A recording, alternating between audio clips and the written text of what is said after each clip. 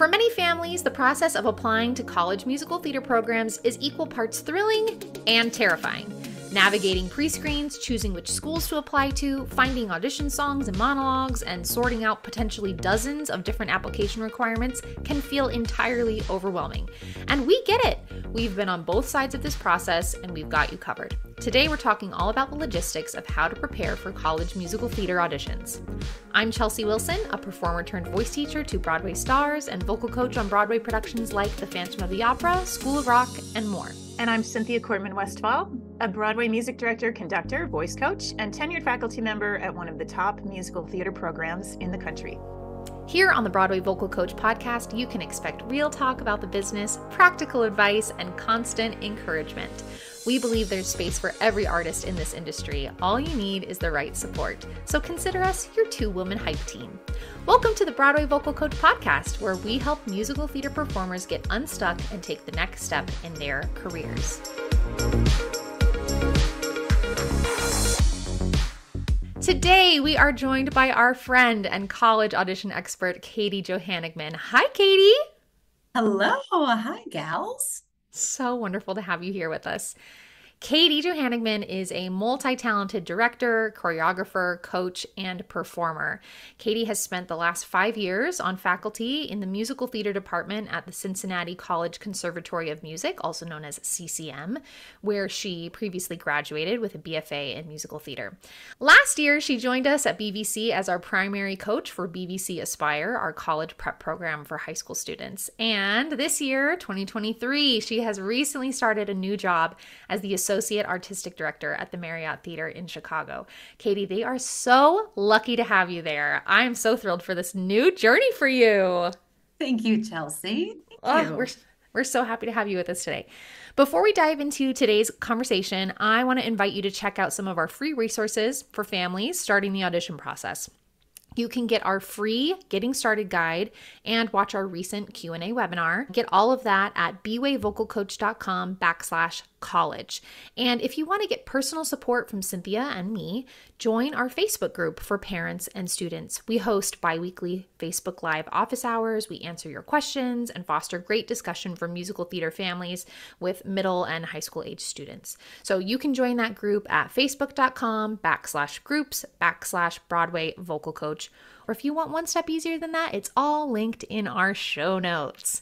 You can get all of those links here wherever you're listening to this podcast. Are you guys ready to get into this conversation? I am. Oh, very ready. Let's do it. I'm going to ask some really commonly asked questions from students and families about the college audition process. And I'm so thrilled to have the two of you here to have this discussion with, because you really see this from every angle. Like I mentioned, Katie, you've been on faculty at CCM for the last 5 years. Cynthia, you've been at the University of Michigan for the past 19. Is this your 19th season? Yep. Between the two of you, I think you've seen tens of thousands of pre-screens, sat in thousands and thousands of live auditions. Katie and myself went through the college audition process ourselves many moons ago. And so we really can see this experience from every angle. So I'm so thrilled to have you guys here with us today. I guess one of the first questions we should go over is, when should students and families start preparing their materials, choosing their schools? When do you really need to start the college audition process and all that entails? That's a great question, Chelsea. I think this college audition process is really so different than a normal applying to a liberal arts school or any big university, because there's just so many components that go along with it. We have singing, dancing, acting, the resume, the headshots. There's just so many things that go into it, and it can be really stressful and overwhelming for families. I remember feeling really stressed out about it. My parents and I were lucky that I had teachers that could help me, but we weren't really even prepared for how intense that process is. And I will say, the more organized you can be about all these components in your junior year, it makes senior year, when you're busy with school and your senior shows and all sorts of things, when you're headed into all these auditions, to really have your ducks in a row early. So I recommend, I know this sounds crazy, but I'm starting to do some research on schools. If you know musical theater is what you want to do, I would start researching in your sophomore year and maybe even in your freshman year of high school, just to get some schools on your radar. Start following schools on Instagram and seeing where, people that you admire in the business went to school. Where did they study? And just starting to get a feel for the lay of the land and what's out there. And then by your junior year, I think doing some more intense research, making sure that you are if you're able to start taking a couple of dance classes, or at least getting on YouTube and learning what a play day is, and starting to read plays in your spare time if you're not already doing that. So I think that pre-preparation can really start in the junior year. And then what we've really found at BVC and Aspire is that if you are picking your material over the summer for your college auditions, that gives you lots of time to try out a lot of different stuff. You don't have to nail down what you're going to be singing exactly in the summer, but just getting your, kind of zeroing in on what you want to prepare makes for a much less stressful fall, getting in your pre-screens, and then a very easy breezy, calm, and organized winter when it comes time to auditioning. So I think the bulk of the really nitty-gritty preparation, if that's done in the summer after your junior year of high school, you will feel really, really confident going into your senior year when things start getting really crazy. That's great to know. And Cynthia, talk to us a little bit about the pre-screen timeline. You used to be that auditions for these programs would happen January, February of a student's senior year. But now there's all of this work that goes in ahead of time because you have to submit a pre-screen. So what's the timing like that around that for families and students? Usually the pre-screens tend to be open for submissions somewhere around the very end of August, very beginning of September. And then it's usually open for a couple months. My recommendation though, and I think Katie's as well, is to try to get those pre-screens in pretty early. There's a couple of reasons why we think getting these pre-screens in early can be really helpful. First of all, that faculty, we're going to all have super fresh eyes, fresh ears. We're really excited to see all those pre-screens starting to come in. And also for the students' sake and the family's sake, it's so nice to have those done. That way, if you want to be in your school musical in the fall, if you need a part-time job, if you've got friends and family that you like to hang out with, those are all going to be things that you're going to be able to do instead of stressing over these college auditions. So we love to get these pre-screens done pretty early. It sounds to me like the sweet spot for students to be doing the bulk of this audition preparation is that summer before their senior year. So not preparing too early, picking material too early in. Sometimes we see that and folks are just tired of their material when it comes time to actually do the auditions. Picking it in that summer seems to be the sweet spot. Analogy for doing something too early is, imagine if you're rehearsing for your school production of Into the Woods and you start rehearsing in September and you don't stop rehearsing until May, and you have 9 months of rehearsal of this one show. There comes a time when it's time to just do it, and we're going to suck all the joy out of it, and it's going to become robotic. So yeah, you want to find that sweet spot of starting early enough for it not to feel frantic, but not too early that you've sort of turned it into a little bit of something stale and joyless and a little robotic. Our next question, a lot of folks wonder, how many schools should they be applying to? This certainly depends on the student, the kind of programs they're looking into. So Katie, can you talk us through that? What might someone consider in their personal circumstances when it comes to how many schools should be on their list? Yeah, I think before you even put a number on it, I think spending some time with yourself and maybe with a parent or someone who you can have an open conversation with and help you to think about what is it that you're looking for in a college experience, both on a theatrical level, how many students are going to be in your musical theater class? Do they have a senior showcase? How many shows do you get to do? What's on the curriculum? And what do you want out of your college experience in a bigger way? Do you want to go to football games on Saturday? Do you want to be in a city? Do you want to be in a small town? Do you want to have snow or sun? Some of these things that when, not only is it you're going to school for theater, but you only get to go to college once, and having the experience that you want to have should be a part of what you're choosing. And I think it's important to remember in this whole audition process tangent, is that you're not just auditioning for the schools, but you are auditioning the school. And is this the kind of place that you want to spend 4 years of your life and a good chunk of change? Is this where you want? So I think as you're putting together all these things to consider, can you study abroad? Do they give good scholarships, etc.? That's going to help to decide how many schools you want to apply to. And I think we'll probably talk about this in a little bit, but less of how many and just making sure that you have a really wide variety of schools. And depending on how many students that a school might accept, just important to have a really healthy list of those schools. And if you do want to throw in a couple of acting programs, if you do want to just have some liberal arts schools to attend, so we do suggest between 10 and 15.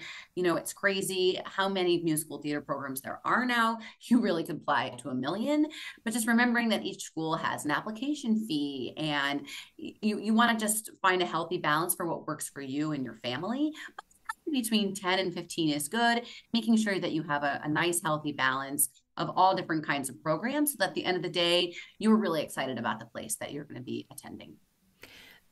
Building off of that, we get a lot of questions about people wondering about rankings or tiers of schools. And there's a lot of language around this that I think can really frighten students and parents when they're going through this application process for the first time. Some schools are considered to be very, very, very difficult to get into. Some are considered to be you maybe have better chances of getting in.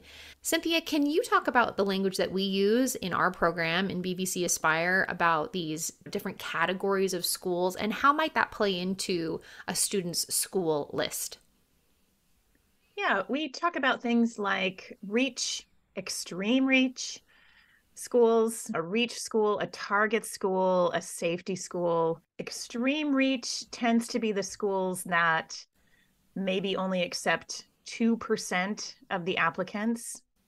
So if you have 1,000 applicants and you're only accepting 2%, that's just a numbers game. And what I love to tell everybody is, and this is tricky to have a mindset of, but if you don't get into one of these extreme reach schools, it is not a reflection of your talent. It is simply a numbers game. If there are 30 amazing people, but we can only take 20, that's not a reflection of those folks' talents. It just means there's so few slots for so many people who apply. I think it's really helpful if you want to apply to some extreme reach schools. I think that's fantastic, and you should go for it because you might be one of those 20, and why not? But there's also amazing schools with really great faculty at what we might call a target school that accept maybe 30% or 40% of their applicants. And then safety schools tend to be schools that either don't require an audition or just have a much higher percentage of acceptance. And again, I think it's important not to think of the tiers as whether a program is necessarily better than the other or worse than another. And that's why the research is really, really helpful. Take a look at that faculty, look at those faculty bios, talk to some students if you can, see what the graduates have done, see if the graduates, if there's some alum that are working professionally and doing really well. There's lots of ways to sort of figure out if a program looks really strong. So don't necessarily go by the tiers to determine whether a program is a really good program or not. There are other ways to figure that out. And I think on a higher level also, I would say that there's a right school for everyone. And just because it has this, fancy, we have so many alumni on Broadway and blah, blah, blah. I think there really is a right school for everyone, and you have to feel like it's a good fit for you. And also that there's no prescribed path for what we do. Unfortunately, it's not like go to here and you will be a Broadway star and here's your Tony. It's, I have friends who majored in English at Duke and went to go on to be on Broadway. So there's really so many avenues and paths. And, you might graduate from the very best school on the planet, and next thing you know, you're a marketing exec. I don't know, making this up, but, there's just no prescribed path. So be really open to a lot of different schools. It doesn't have to have the shiny name that we have put this pressure on ourselves. And I think this is important to consider when you're putting together that schools list, having what you were talking about, Katie, this wide variety, this healthy balance of schools that might accept a lower percentage, might accept a higher percentage, like you were saying, a BFA versus a BA, an acting program versus a musical theater program. There's so many opportunities, and casting a wide net just gives you more options and more things to choose from when it comes time to make decisions in the spring of your senior year. Another question that comes up often when folks are in this preparation phase, before they're choosing their material, before they're pressing send on their pre-screen applications, folks wonder about what they should be doing ahead of time. For example, a common question we get is it important to try to be in as many productions as possible when I'm in high school? Does that look good on my resume? What can students be doing in high school in these years leading up to this process to put them at an advantage when it comes to the college audition season? I unfortunately, a lot of what we do is very expensive and can really be sometimes cost prohibitive. But I think in this age of lots of technology and things virtually, there's so access to so much great training. Hello, BVC, online. And if you are in an area where there isn't a large amount of training around you, there's so much online. Hello, BVC. Anyway, enough with the plug. I will say, yes, it is great to be in shows at your high school, to learn what it is to be in an ensemble, to learn all of the things and the people that make a show, to have a great appreciation for all of the very many people and village that it takes to create a show and come together. If your school doesn't have a great theater program, that's okay.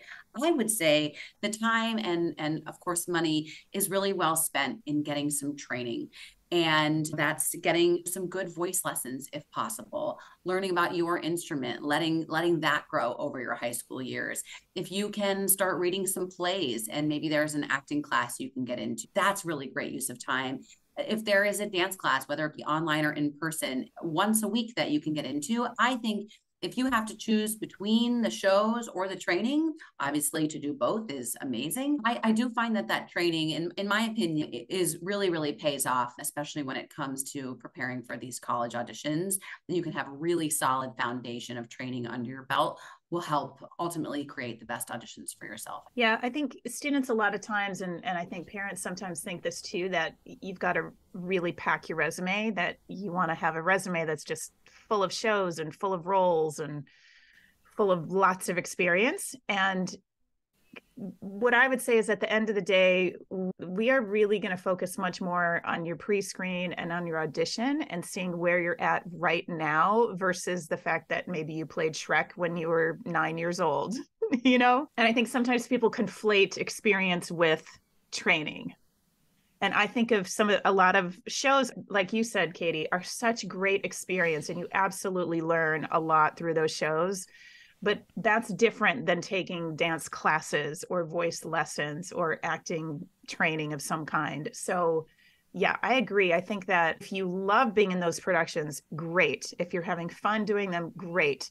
But I would not feel pressured to keep doing more productions to pack or pad your resume with more things, because it just won't matter. We're going to be looking for skills and training, and that doesn't necessarily matter whether your resume has a lot or a little. It really, really doesn't. I had a classmate when we showed up freshman year at U of M, and she had one thing on her resume. I mean, it was essentially a blank sheet of paper when she applied. Wasn't it a choir? It was like a choir performance of something. And she has since gone on to have, I think the most Broadway shows of anyone I graduated with. So many Broadway shows. She's had television shows and everything. An incredibly successful career. And it didn't matter. Like the faculty saw potential in this student and saw talent and drive and passion. And it didn't matter that her resume was a blank sheet of paper. So I hope that gives anyone listening, like, it's not too late to apply if you feel like you're a little behind the game. Like if this is something you're passionate about and you can get some training here in this junior and senior year to get you on a level where you feel confident applying to schools and applying to a varied list. Like it's not too late. There's no set requirement of what you have to have experienced by any point in time in order to be qualified to go to school for this. I'll even give you a flip side of that. There have been times when I've seen a resume that is just packed. Lead after lead after lead after lead, show after show after show after show. And then the technique in real life, when you see them in a live audition, isn't at a super high level. And you think, oh, interesting. Okay, if they've done all these years and years of theater and their skills are still sort of at this level, it can almost skew it in the other way. And you think to yourself, just feels like their skill level should be a little higher with all of this experience that they packed on that resume, versus if someone like you were just talking about, Chels, comes in with a resume that has nothing on it, kind of blows you away with some raw talent and just a whole lot of potential. Maybe you can see how we might think, you know what, this person seems to have so much potential, and this person almost feels like maybe they've reached a lid on where they're going to go in their skill set. There's no right answer to any of that. There's really not. Exactly. But I think the one right answer is, don't try to be more or show more in order to think that that's going to do more for you. If you love doing these shows, great, do it, put them on your resume. But don't put them on your resume and do more shows because you think that's going to somehow get you a little further ahead in terms of playing this game of the auditions. That's a great point. We're not fans of playing the game, folks. If you've been listening to this podcast, there's no game. No game to be played. No game to be played. I think this is a great pausing point for our part 1 today, and we are going to be back for a part 2, diving more into the materials, choosing audition materials like songs and monologues, and the actual performance aspect of the audition process. So stay tuned for that. That's what's going to be coming up next. If you enjoyed today's episode, take a screenshot and tag us on Instagram at BWave Vocal Coach. You can share this episode with a friend, and please consider leaving us a review. If something resonates with you from today's episode, we would love to hear about it. You can DM us on Instagram or send us an email, hello@bwavevocalcoach.com. And just a reminder about those free resources that you have. If you want to get our free resources for families starting the college audition process, we have a free Getting Started guide and recent Q&A webinar. You can get all of that at bwavevocalcoach.com/college. And if you want to connect with us personally, getting personal support from Cynthia and myself, join our Facebook group. All of that information is in today's show notes. Check it out there. Send us an email if you want any more information, and consider booking a consult with us. Thanks for listening.